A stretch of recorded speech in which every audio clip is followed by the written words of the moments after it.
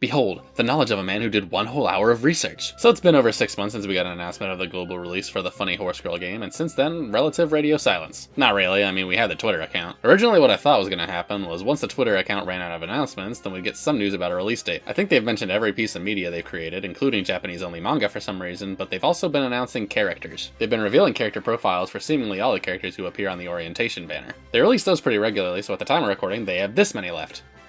Man, I hope there are some left. Since we've had no news, I expect that once they run out of character profiles, we get a bit more information on the release itself. So let's take a look at the other releases. According to my thorough research, the Korean version was released on June 20th, 2022, the Taiwanese version 7 days after that, and the Chinese version on August 30th, 2023. Now, I was originally hoping to compare that to some sort of big release date like an anime release, and as far as I can tell, they just kinda seem to be a little random considering Season 2 dropped in January of 2021 and Season 3 dropped in October 2023. If the anime released in different regions at different times, then I haven't seen evidence of that. However, the Korean Twitter account was created in April, a mere 2 months before its release, which means we're already way behind if we're making predictions based on that. The one thing I've seen scrolling through this Twitter though is that the banners do seem to be going in order like how I expected, so those banner overview videos I've made should be accurate. So let's take a look at the Japanese release then. As we all know, the anime and game were supposed to come out relatively close together.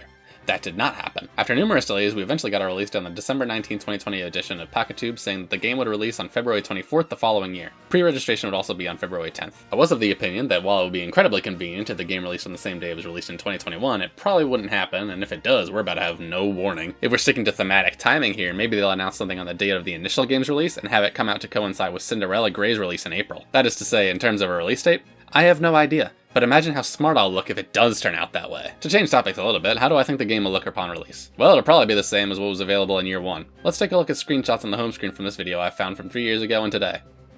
Ah man, no jukebox? We seem to have the same menus at the bottom, but since I've only been playing since last year, I can't say for sure what was available within those menus. Specific types of races, for example, may not have been available in the race menu. Now, as we all know, the only scenario available on release was URA Finals. Our Cup wasn't released to the world until August, 6 months after the initial release.